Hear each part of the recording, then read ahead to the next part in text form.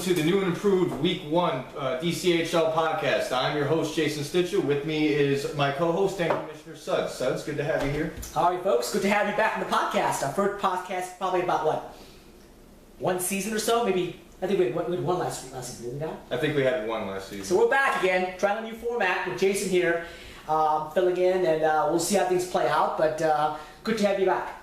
Thank you. And again, the podcast, we're going to try something different this time around. More of an informative, less talking, hopefully, shorter podcast. Some segments put in there that are more fun. They'll allow us to know people, know some of the characters in our league as well, too. At the same time, you still have analysis there as well, too. We'll talk about certain individual games that we think stood out, but more positive, more informative. Still analysis there and more fun podcasts hopefully for you as well too.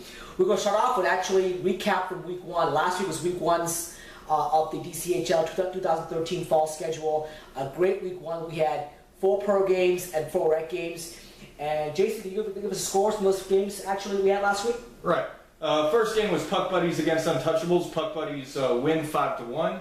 Second game featuring the 2 brand new rec teams in the league, Greenback Boogies versus the Moosassins. Moosassins prevail 6-3 in that contest.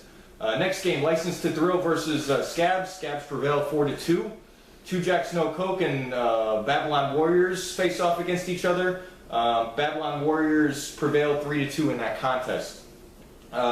Moving on past the X Division slot, which we will address later in the podcast. Blood Red goes against the Snake Eyes. The Snake Eyes for a score of 3-2 in favor of the Snake Eyes. The Dark Knights versus the All Blacks, formerly known as the NWO. Yeah, now known as the All Blacks. 4-2, not in favor of the All Blacks. Disappointing for them. Scorpions next up against the Streetsharks. Scorpions shut out the Streetsharks 4-0.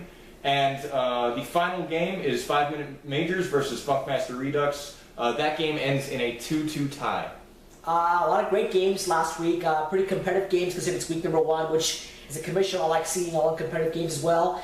Let's talk about a game each, Jason, on the rec side that stood out to us and that you thought was interesting. Go ahead and give me a game on the rec side that you liked and that you thought was something you want to basically talk about in the podcast. All right, I'll start with the debut of the 2 new teams, Greenback Boogies versus the Moosassins. Yours truly was in goal for the Greenback Boogies. Also captain as well, too. Right, also captain, much to the disappointment of my teammates.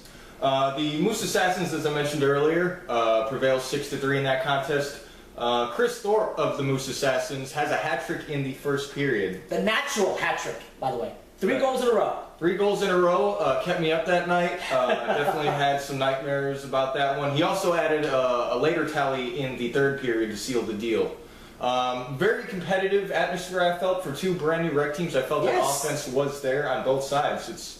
I think it's rare for a brand new team to come in and score 3 goals, and the Greenback Boogies certainly did that. Obviously, Chris Thorpe is a vet of this league. Second season player, actually. Second season player. Very talented. Very talented, and he comes in and puts them up early, and they never look back. They also had goals from Brandon R. and Paul J. of the Moosassins. Okay, this means we're trying to keep it short and sweet here. So he's done with this part of the review here.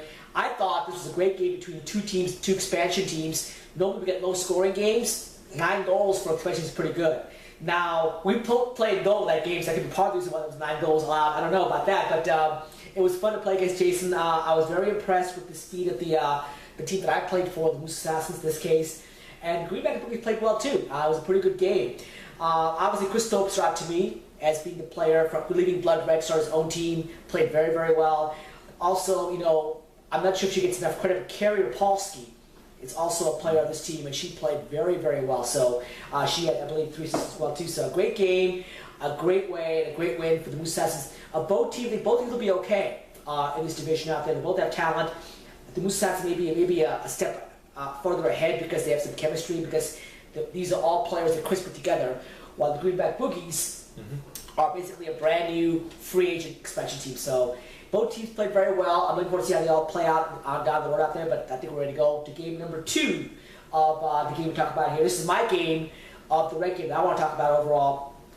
And the game I want to talk about really for the rec side was the game I didn't get to watch, actually. It's the game I had off that Sunday, was the game between two Jacks No Coke and also Babylon Warriors. The reason I thought this game was very interesting to me personally was because I have my alter ego, Vegas Suds, has put the Babylon Warriors as the slight favorite to win the DCHL Cup rack.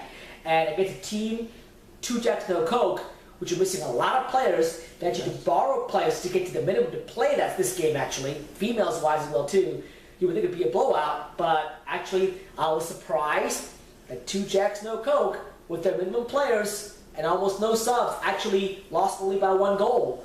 It's a fully staffed Babylon Warriors team, so I want to give two Jacks No Coke some love there. They played very, very well. Obviously, Jason filled in for on a mercy basis for them as well too. I was impressed with how close this game was. That's why I picked this game. Correct. When you played this game, Jason, what do you think about this game? Very exhausting. Very exhausting having played the entire 45 minutes. I agree. You know, it was a close game, and that final goal, that final third goal by the Babylon Warriors didn't even happen until late in the third. I noticed that. So it was 2-2 actually late, so this could have gone either way. So, I mean, you know, very impressed by the effort of the Jacks. Happy to be playing for them again on an emergency basis. Yeah, I agree. Very, very, very competitive game. Very impressed. I was impressed by, obviously, two Jacks No Coke in this case being close. Now, let's go to the pro side. Give me a game on the pro side that you thought was interesting or that caught your eye and that you want to talk about. Ducks and All Blacks. The All Blacks, formerly NWO, they went to the championship last season against Puck Buddies again in a kind of bitter rematch, some might say. The previous season, yes. From the previous season. NWO coming in, I think they might have been labeled as the favorites by some odds makers. Not Vegas Suds. Right, of course not. But the Ducks really impressed me with their play. Both teams really kept it very competitive. The score was 3-2 up until an empty net goal made it 4-2 at the very end there. So very close game, very competitive game. The Ducks play very solidly on offense. I'm sorry, what impressed you about this game? What stood out to you about this game? Just their ability and their chemistry. I mean, the Ducks have been together for a while, and it clearly shows. Every season they do something a little bit better, and I'm just impressed by their ability to continue to get better every season, and I've never seen a regression in that. Fair enough. This game I actually refereed solo for the third period. Very contentious game. Anytime the All Blacks play, it's always a very intensity-filled game, and the Ducks as well too. Don't get me wrong. Tensions were high. There were a couple of penalties going on around as well too. So it was a very intense game. Not dirty, nothing like that whatsoever. Just very intense in general. The Ducks didn't have Chris Callender, so that to me was a big eye-opener in terms of how will they do without Chris Callender this season. He's only part-time, and the All Blacks didn't have Jason La Liberté, which is basically their captain and their best defensive player, and probably one of the best two defensive players in the entire league, to be honest with you, over there. They didn't have them as well, too, so I thought this was a game that had gone either way, but I thought Ducks were actually ripe for a loss here, but they showed me some toughness and grit. They won this game with Scott McCurry playing at defense as well, too, so I was impressed with how the Ducks played as well, too. Okay. Pro game for your side that impressed you? Pro game for my side that impressed me the most. I had two games in mind. I'm going to choose actually the second game that I thought had mine out there. I thought about the Blood Red and Ducks game. I'm sorry, the Blood Red and Snake Eyes game because the Snake Eyes won. But I'm choosing Funkmaster Redux and 5 Minute Major. Our last game of the night last Sunday. I was impressed, and people didn't. People always said, "Suds, why are the 5 Minute Majors still staying pro?" Like, trust me, they have pro players. I know what I'm doing, and they proved it because Funkmaster Redux are really a top 4 team every season. Yeah. Every the top 4. And 5 Minute Major had a chance to win this game, actually. They tied up late the third period, and they had a penalty shot with about, 15 seconds to go or so. A penalty shot that was stopped. I believe it was missed, actually. And then the game went to a shootout and a die. But I was impressed with the 5 Minute Major and their new players and their full roster, actually, who were there. And I think when 5 Minute Major has a full roster there, they definitely are a pro team. So I was impressed with them as well.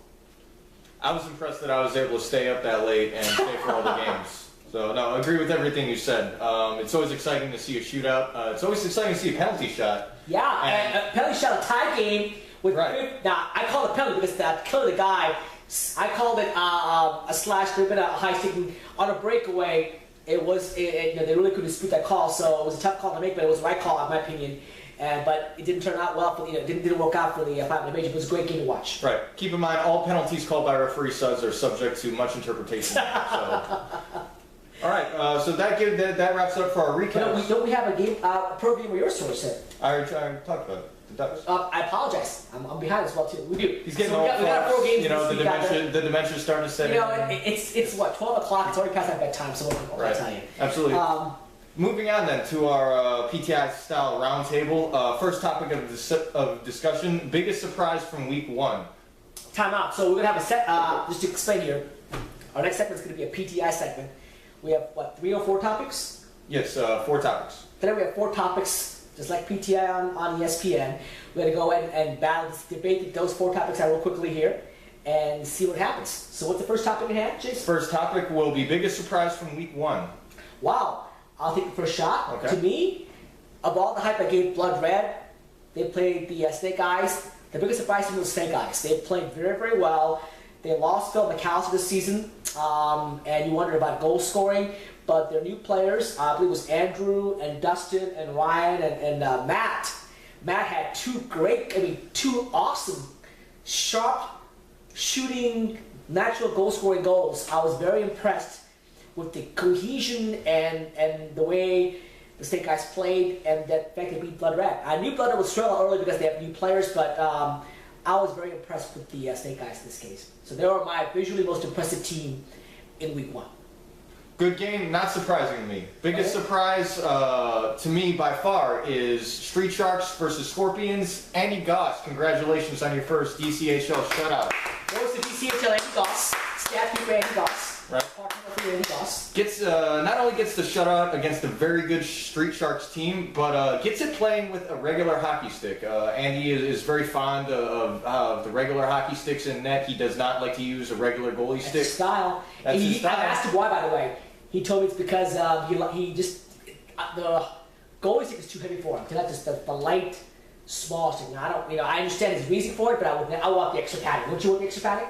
I love the bigger handle. Yeah, of the I agree. So, but again, congratulations to Andy Goss for a great shutout as well too. It's hard to get shut out in this league because of the bigger nets. But I thought the Scorpions played very, very well. Yes. And he made good saves, and he did the shutout as well too. Yep, can't lie with those results. If the stick works, Andy, stick works. There you go. Could be a new trend now. Maybe. Andy's trying to play goalie like he plays goalie like all 4s. That's one style. It's called the Andy Goss style, all 4s. Now it could be the Andy Goss style too. Hey, forget the goalie stick. Let's go with the regular stick out there. We'll see. Could be a trend. Could be trending on Twitter now. All right. Moving on to the next topic. Yes. The X Division draft. As you guys know, we did have the X Division last season, but it was kind of a mismatch of talent. This season, we have decided to elect to have captains draft the players, with the idea being that this will be a more kind of elite level of play. The first draft was held on Sunday. Supplemental draft was held actually today. Suds, your thoughts as a whole on the X Division? I'm going to take a little extra time here because the X Division, I want to make sure we promote this as well too. Yes. X Division is going to be, it's mostly a gender-free division. It's designed to get you extra playing time for men and also women as well too. Ideally, it's higher level play. I think it is. When everybody shows up and we have 4 rosters, the play level of X Division is higher than Pro and certainly higher than Rec as well too. Last season we had some issues with rosters and staffing and people missing games, and it really hurt the inaugural season of the X Division. But this season we're trying to make a very consistent effort to make sure we have full rosters in place as well too. The draft went very well. We had a pickup beforehand, and I chose to elect 4 captains who I thought, besides myself, had the most knowledge of players in the league out there. And to me, John Robinson does stats for us. He knows the players pretty well. Jessica Narat's been with us for almost 5 or 6 years now, 6 seasons now. She is also an MDHL. She is a captain there. She knows the players. And Sean Sampson, same thing as well too. So I figured Sean, John, Jessica, and myself would do the drafting. And I was very happy with the draft. Everybody did a good job in the initial draft. Absolutely. The first pick overall was a package of Jake from Puck Buddies and Sean Rada. No surprise there. But they did very, very well. Now, we also have a supplemental draft as well, too, today of 2 more rounds. And the player that I wanted was, I couldn't get because Sean, number 1 pick, Luke Taylor went number 1 in the supplemental draft, Chris Thorpe went number 2. And the only reason Chris Thorpe went number 2 is he's part-time. So do you choose between a full-time player or a part-time player? It's always the big question. So it was a very good draft. I found the draft very entertaining. and I thought it was very enlightening. I think all 4 caps enjoyed the draft, and there was strategy involved. It was fun. I think we have 4 very good teams. We'll see how it plays out. Right, absolutely. Your DCHL 2013 X Division Draft, Mr. Irrelevant, yours truly, That's ladies right. and gentlemen. Thank you. In the first round. In the first round, they saved the best for last. It was a cunning strategy by Jessica. So, X Division game, by the way, start this week, 4 o'clock, 5 o'clock, and it's going to feature 2 female goalies going head-on-head and 2 friends going head-on-head. madness up in here, madness, people. Gina she'll be making her debut early in the day for Funkmaster against Puck Buddies, but she'll be playing her second game of the day, and she'll be playing against her friend Mel K from Untouchables as well, and she's also on my team. So it'll be my team. Well, my team saying the team that I drafted overall. Next is against the team name. I don't know what the team name is right now. Their team actually don't have a team. It's Team John right now. So Team John is the next is 4 o'clock. First game this Sunday. 5 o'clock will be your team. Yep. Exit strategy. Going against I'm not sure. Dead Sexy. Is The that name of the team that Sean said is called Dead Sexy. really? Is that what you're the going move we have in the exhibition That's what you're going with, and the name with Exit, so Okay. that certainly qualifies well too. So he played 5 o'clock. Should be fun game to watch as well too. Absolutely, I will be in goal for Exit Strategy, and it's gonna be a fun game. This elite level of play that hopefully surfaces means that I'm probably gonna let in a bucket of goals. But some would say, how is that different from any other week? Now, I do have to ask you a question. Extra time here. Okay. The question I have for you is: you played exhibition last season. Do you tell me about the style of play? Do you think it's higher level? I mean, obviously it's not elite level because if we had elite, we'd lose too many pro teams. Not gonna happen. But compare the play on the. You were pro also last year with 2 Jackson Cook as well too. Absolutely. So compare the play level between exhibition and pro, and what you thought about the play level. Last season, I didn't think X Division matched the level of pro, simply because a lot of people weren't making the times, they weren't able to show up. Some players, I think, even just dropped out entirely and only cared about their quote-unquote real game. I think that will be different this season. I think, as you mentioned, the draft was a lot more fun, not only for the people drafting, but for the players. People kept Good point. asking captains, where did I get drafted? What team am I on? What's the rosters look like? I think this brings a more personal element to it, Absolutely. and it ups the excitement level, and hopefully that will bring about an increased level of play. So I'm very excited for this kind of new X Division, and I think it will match the level of pro, if not exceed it. So I'm very excited. And I think one indication of that is playoffs last season. Yeah. If you look at the playoff game, second playoff game that we had was off the charts, competitive, back and forth. That's what exhibition games are all about. Yes. The final game, at the end you can blow out, but the first 2 periods were very, very close. That's what the exhibition is all about. So if you come out and put the games on TV, on YouTube, watch it. It's very high, entertaining, fast-paced action. Hopefully it'll be what we want as we move forward as well too. So that's the exhibition. The third topic we're talking about right now is The return of Miss DCHL. Irene P, as I call her. And I'll take the first part if you don't mind, because I was so busy officiating, playing, running around. I didn't get a chance to talk to Irene, which maybe Jason did. But he'll give you the update on Irene last week. Obviously, I know Irene. She was busy. I don't know how it happened. She became Miss DCHL last season. It was kind of very hilarious and funny as well too. Great gal. She's now at medical school up in Wisconsin. So we definitely miss her. When she's back in town, she always plays for the Babylon Warriors. Great personality, awesome player. Her game has improved as well too. So obviously we miss you, Ari. Pond or whatever, but I didn't notice any rust at all. I thought she played very well, and it was just like she never left. She was talking to people, taking pictures. Everyone was kind of hanging out like old times. So glad to have her back. You know who Irene is? Go to our Facebook page. She's a friend of our Facebook page. Befriend her, text her, email. She'll have autographs. She'll be next time as well too. So terrible taste in men, but other than wow. very good person. I'll leave that alone, actually, player. JP. I'll leave that one alone. Okay. Next topic. Moving on to our fourth topic. NHL action. We want to give you guys a little real NHL update. Yeah, so we're a hockey league, right? Mm-hmm. And there's NHL right behind us. NHL recap right there. Panthers beat the Penguins. Oh, Penguins! You should be embarrassed.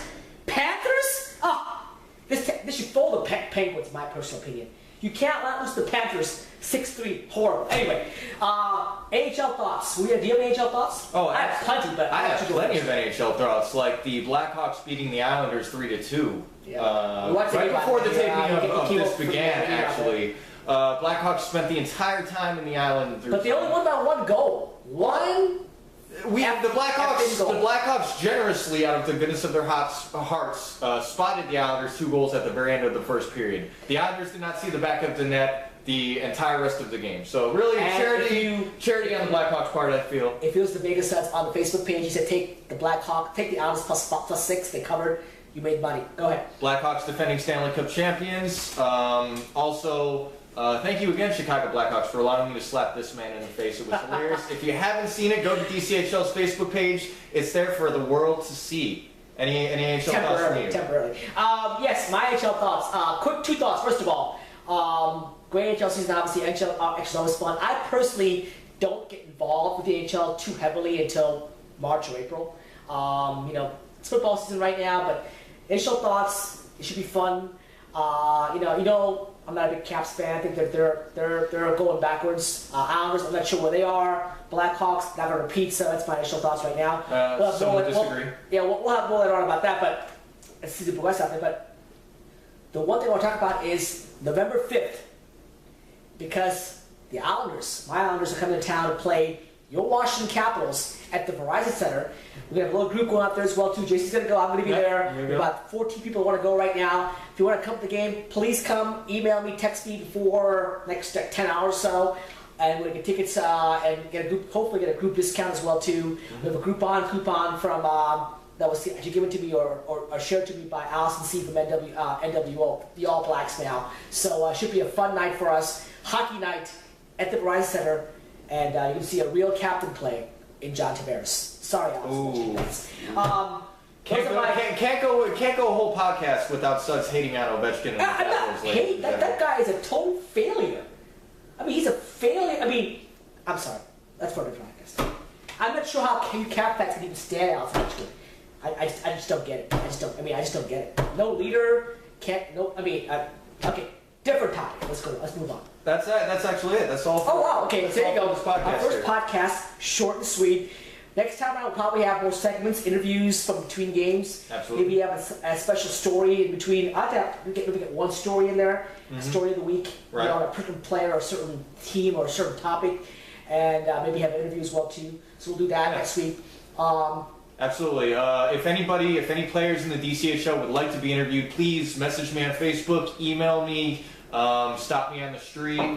Please do not attempt to carjack me at all. That would be awkward. Just let me know that you want to be interviewed. I will do my best to accommodate everybody, but there is a large backlog. Please keep in mind I will have to pick and choose. So it's going to go between who I like the most, and Suds is not on that list. So don't worry, that slot is not taken. Anyway, come join the podcast, make it interactive out there. Hopefully it'll be more fun for you guys as well too. And before we actually sign off, we have to do Week 2 preview. Week 2 preview. Don't forget that. Week 2 games. Let's go to the schedule here. Okay. The schedule button on the tab on the Excel sheet here. And we're going to look at the Week 2 games. And before, as the email comes off here, there you go. You can see it now. The Week 2 games overall, actually that's not there, so it's okay. Week 2 games that we have going on right now. Puck Buddies and Funkmaster is the early game. To me, let's talk about those games out there. Puck Buddies, Funkmaster. Funkmaster tied last week. Tied. Crucial point loss, if you look at that regards overall. Crucial 2 points loss because it wins 3 points in our league. A tie is only 1. Now they face Puck Buddies. A loss here, they could be on the bottom looking up. Good thoughts on that game? Good luck. It's crucial. Do you have a chance? Yeah, I think you always got a chance. Any team on any week can beat any other team. Puck Buddies are not invincible by any means. We saw that last season when the season before last, when NWO beat Puck Buddies in the playoffs. So no team is invincible. Don't be intimidated by the Puck Buddies. They can be beaten. They have been beaten before. To me, I know some of the schedule on the top of my head, so I'll go off that as well too. That game is very interesting because of the fact that number one, Gina, Mel's friend, was making her DCHL debut as goalie, and what a way for her to shake off her rust by playing against the Puck Buddies. Good luck, Cheetah. I really mean that because you're going to need it. And Jake's going to be there, so yeah, good luck with that too. Believe me, I played against Jake, and as Blood Red, thank God we only gave up 6 goals. It was a close game, but don't ever play Jake ever again. If I have to avoid it, actually. Game number 2, 1 o'clock game is, I believe, your game, right? 1 o'clock game is the Greenback. No, I'm sorry, that's a different game. Yeah. 2 o'clock game is your game. The Greenback Boogies against License to Thrill. That's one of our 2 feature games this week. That's we right. will be recording via top-down view, I believe. Well, you know, just to the fact that having Andy inside running around videotaping games, not exactly what I want to see it too often out there. So I'm going to try to find a way to work around that, I have an idea, and hopefully it'll come to fruition on Sunday. We'll see how it works out. And also, tip, maybe the yell and go away. We have a different tape line, so it's more clear to you guys this Sunday. So we'll see how that plays out this week for you. So that's a feature game. It should be a good game between L2T. I'm not playing Go for L2T. Kenta. Ultimately, Scully's coming in to play for them. So it won't be a rematch of Jason and I this week. It'll be basically Jason versus Kenta this week. Okay. Good feature game that goes well too. Second feature game we have this week is 2 Jacks No Coke versus again again poor record keeping, folks. Poor record keeping. It's just colors. All right. I might be colorblind, so I can't really tell. I know that Blood Red's playing 5-minute major, Puck Buddies. It's gotta be the Ducks. It's gotta be the Ducks. It's gotta be the Ducks, right? Because Snake Eyes are playing the Ducks. No, it's gotta be 2 Jacks with one team left out there. I think I'm right now. Yeah, I forgot who 2 Jacks are playing. Yeah, I forgot too. So anyway, that's gonna be a feature game overall.